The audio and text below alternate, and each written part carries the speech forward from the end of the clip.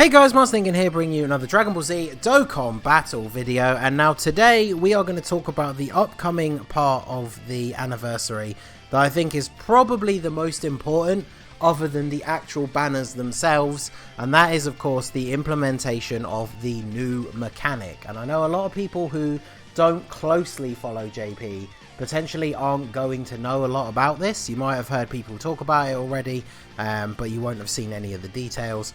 And I had to read up on it a little bit before starting this video just to make sure I had a full handle on it. And of course you have to be aware that this page that we're going to be going from on the wiki is of course the up-to-date page for both versions. So there's a couple of entries on here that aren't going to be relevant to the anniversary because certain events won't be available yet. But Skill Orbs is the new mechanic. We've had a new mechanic from the last few anniversaries, I believe. Third year was of course transformations, which we now know are fairly commonplace across a lot of units. Then fourth year we got active skills, and now for the fifth year we get skill orbs. So skill orbs allow to improve stats and potential skills for all characters that are UR or higher, because you apply them in the hidden potential screen as far as I'm aware. Once applied they can never be removed, only replaced by a different skill orb. So that is kind of the whole point of me doing this video, not only to let you guys know what the system is, but just like the hidden potential system, we've all seen those funny meme posts where people have given LR Vegito 20 dodge and stupid stuff like that. So you do not want to make any terrible mistakes, because the RNG for getting the good skill orbs, you could get super unlucky, and if you only ever get one really good crit orb and then you give it to the wrong character, later on you'll have to replace it and basically it gets destroyed and you've lost out on that orb. So there's three different kinds of orbs: bronze, silver and gold. Bronze can only be used on characters that are UR or higher, because obviously they have to be done in hidden potential screen. Silver orbs can be used on characters with a super attack level of 10 or higher, which, let's be fair, most of your units you'd even consider using these guys on are going to be level 10 or higher. And then gold orbs can only be used on characters with at least 2 hidden potential routes unlocked.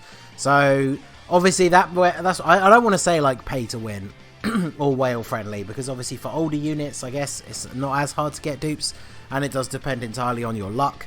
But that is definitely the one part that is just completely dependent on how lucky you get with however many copies of whatever unit that you have. So obviously what you want to be looking at first of all is some of your best units, who are probably going to be rainbow, so they are going to fit all three of these criteria. And then one thing to be aware, some skill orbs may be restricted to certain types, categories or specific characters. I believe that all comes into play after the anniversary, because we only get the first part here. So if we scroll down, it shows us what all of the bronze orbs do. And as you can see, these are the nodes in the hidden potential system, the non-star ones. So you can get HP buff, attack buff or defense buff all the way up to level 3. And as you can see, adds a couple of hundred to the stat of each character. You get those from the Whis event, which is the new event that drops with the anniversary. We'll be talking about that a bit more in a minute. And then of course you can also get them from the chain battle. Now obviously that came out a lot later on JP, but there's a lot of rumblings that this could drop on global either during some part of the anniversary, because a lot of people on JP complained that part 3 of the anniversary was really lackluster. So I have a feeling that they're going to drop something like this or Extreme Super Battle Road during the anniversary. So, but for now, all we know for sure is the Whis events. That's all we can talk about. So you can get the bronze orbs, and then from chain battle you can get bronze orbs up to level 5. So if they do drop that straight away, that would be super good for global, because it means we'd be able to get the top tier skill orbs straight away. And then of course you can get combo, attack, critical and evasion up to level 2. But again, all of this is from chain battle, so we'll ignore that. And then this was a special event, so as you can see here, these orbs, they can only be applied to specific members of the Bardock crew. So it's kind of cool when we get that event, because obviously those units were free to max out and free to rainbow anyway.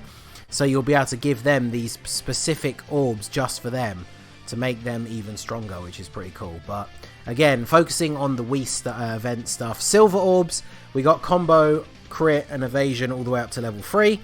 And then the types and recovery, super attack boost, basically all the hidden potential abilities Chain Battle again gives us the ones that got up to level 5. Super attack boost. This is from another different event, so the stronger father and son training that we'll get at some point literally can only be given to Goku characters. So, and then there's one for Gohan characters and one for Goten characters. So again, you gotta be kind of aware certain events will give you orbs for specific characters. And what's good is it means you can use them instead of using one that would be for any character. So that's pretty good. And then there's one specifically for only Universe 6 characters from a special event. Now this is actually quite useful because if we have a look down, none of them are actually super great. They're not like crit or additional or anything like that. Because I was going to say, there are some Universe 6 units like the LR Kale and Caulifla, the Dokkan Fest Kefla that will probably come to Global after the anniversary. Those count as Universe 6 characters, so if these actually had like crit or additional ones available, that'd be a really good way to save your normal crit and additional ones that you'd want to give to other characters, but obviously they probably did that on purpose because that would make certain units super OP. So, and then there's the silver ones for the Bardock characters, we don't need to look at those. But here we go, this is the one we want, the gold orbs. So again, all we know for sure is we're getting the Whis event. That gives us the gold ones up to level 3 for all of these. And then Chain Battle adds the up to level 5. And then, oh, okay, no, there are gold ones. So crit, evasion and combo for Universe 6 characters plus 3. So what's good is it means you could use one of these from this event to give LR Kale and Caulifla an extra 3 crit without having to use one of these ones from the Whis event. So that's actually really good. And then of course there's ones for the Bardock squad. I mean, when we get this event, like anyone who puts in the work to really farm the good orbs, like you could make the Team Bardock team real good. And then there's another event that comes later that gives the type specific. And then there's a bunch that are unavailable. There's some with double. So that'll be quite interesting to see in the future. Like this one appears to be like crit and super attack damage. Or I guess this is the one you really want if they eventually add this, because this appears to be crit and additional. I would imagine even the highest level though, that would only be maybe 2, maybe 3 I guess if it's gold, because some of the golds on their own are level 5. But so those are all the different types of skill orbs you can get. Obviously for your best characters, the ones that you really want to focus on are going to be the special ability ones. Because that's what's going to allow you to max out stats even more so. I say max out, more like limit break I guess. Because let's take a unit as an example. I don't want to talk about the LRs from the new banner because obviously I need a chance to play with them myself before I decide what my best build for them will be. But let's look at, for example, AGL Gogeta. So AGL Gogeta is one of those units that if you pull dupes, the best build for him is to give him 20 additional and then 6 crit. Because once he transforms, he has a 100% chance to crit. So there's no point giving him really any crit, but there's less point giving him dodge. So that's why I say 6 crit. And then when he's untransformed, he has a 25% chance to dodge. And when he transforms, he has a 50% chance to dodge. So there's no point giving him dodge, really. So the maximum you can give him with the hidden potential system is 20 additional and 6 crit. But now what this means with the orbs, if you get super lucky during the anniversary and you actually manage to get one of these combo attack level 3 gold orbs to drop for your Gogeta, you can feed that into him and he will now be at 23 additional, which now gives him a 46% chance to perform an additional attack.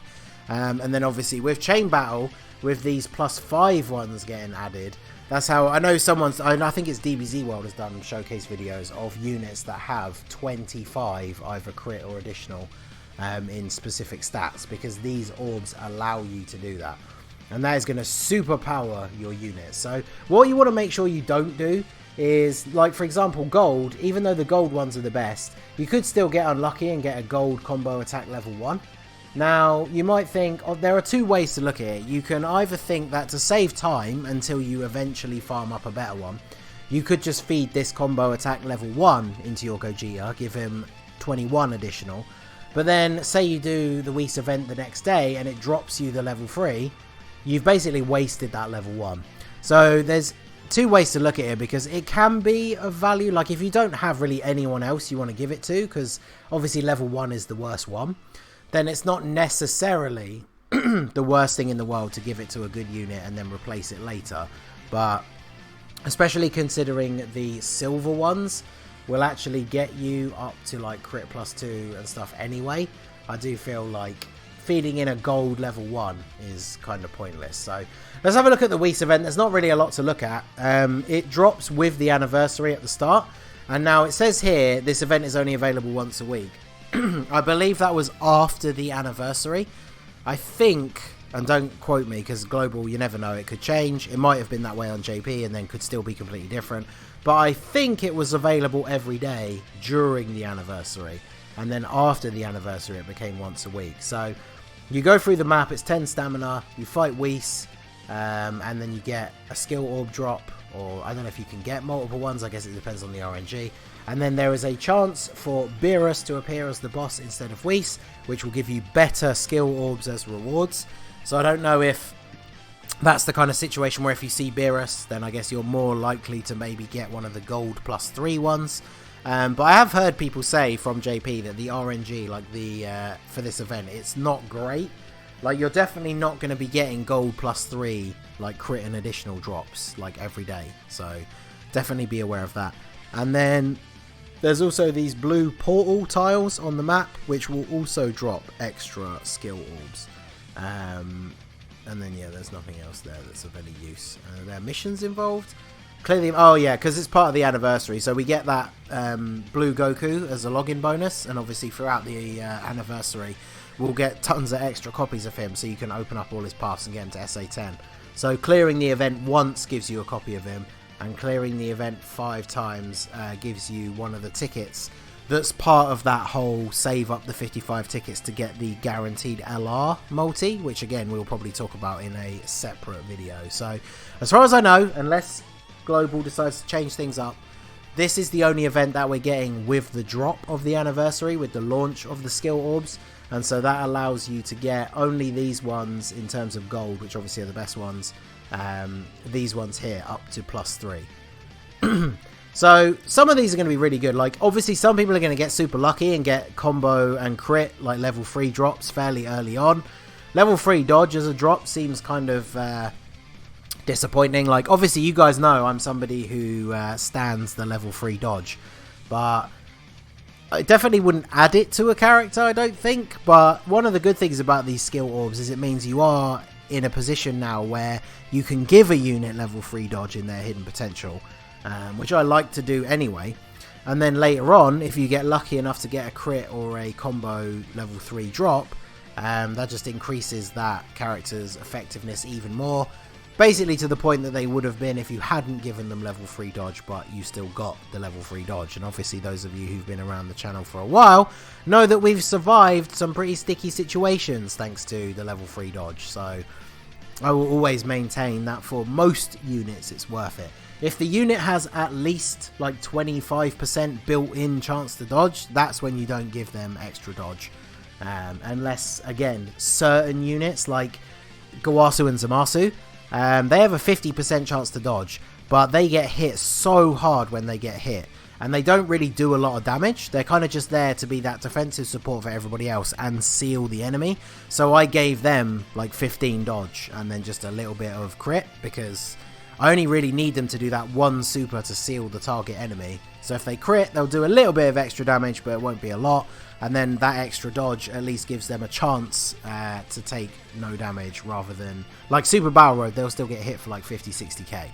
So you gotta think about this fairly carefully, because as I stated at the beginning, and I will stress again, you cannot take the orb out and give it to someone else. So if you put a combo attack level 3 into someone who ideally you really want to be giving crit, like you just do it by accident while you're not paying attention, that is that orb essentially lost, because then even if you choose to later replace it with the level 3 crit, it will disappear. So that is something you have to be very careful about and focus on very strongly. Obviously, for people who get super lucky and pull 2 dupes of one of the blue fusions from the anniversary banners, those are obviously prime choices for these orbs if you get any good gold ones drop from the Whis event.